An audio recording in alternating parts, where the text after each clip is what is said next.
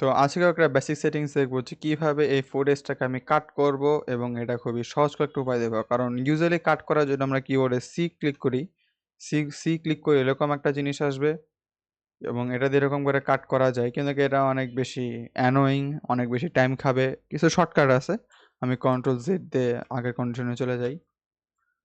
তো এটা করার একটা বেসিক সেটিংস হচ্ছে আমরা যদি এটাকে প্লে হেড বলে, এই যে লম্বাটাকে প্লে হেড বলে। তো এই প্লে হেডে আমি যদি একটু আগে নিয়ে আসি, প্লে হেডের আমরা দুইটা সাইড দেখতে পারি, একটা হচ্ছিল ডানে, একটা হচ্ছিল বামে।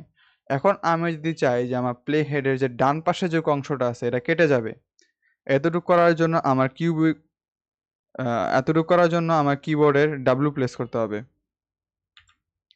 ডাব্লিউ প্রেস করলে আমার ডান সাইডে টুক চলে যাবে এবং আমরা যদি এখান থেকে শুরু করি, প্লে হেডে আমরা যদি বাম পাশে টুক কাটতে চাই, আমরা খুব সহজ করে কিউতে চাপ দিব।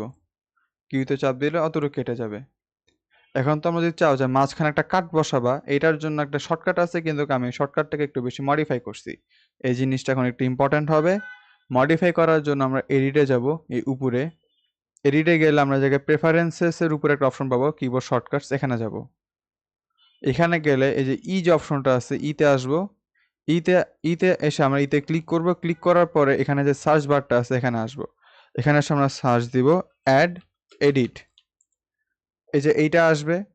তো সচরাচর এই জায়গার মধ্যে থাকবে না, তো অ্যাড এডিটের মধ্যে এসে এখানে এসে আমরা যদি সচরাচর এই যে এরকম ফাঁকা থাকবে, তাই অ্যাড এডিটের মধ্যে এসে এখানে আমরা ক্লিক করে ইতে প্রেস করব।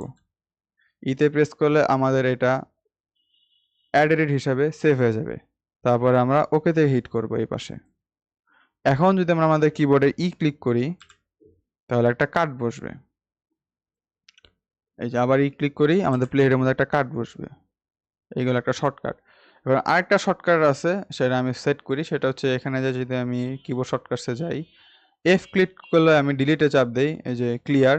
তো আমি যদি এখানে চাপ দিই ক্লিয়ার, অথবা এখানে সচরাচর অনেকগুলো এফেক্ট থাকবে, মানে ইতে হয়তো আগেও একটা এফেক্ট থাকতে পারে, সেটাকে আমরা রিমুভ করতে পারবো। এখন একটা ইফেক্টকে রিমুভ করার আমি একটা জিনিস দেখাই। সাপোজ এখানকার আমি এফেক্টগুলোকে আমি ক্লিয়ার করব।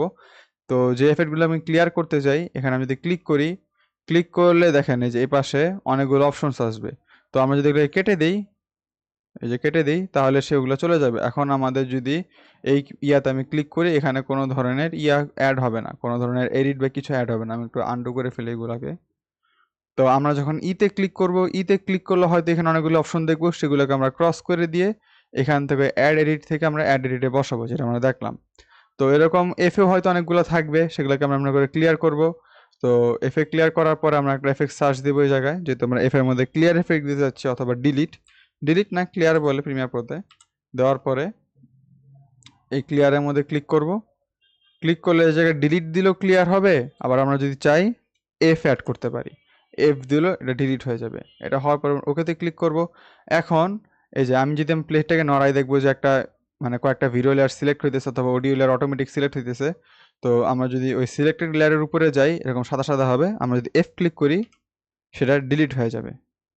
তো এটাই ছিল একটা বেসিক সেটিংস, খুবই ইজিলি এডিট করার জন্য।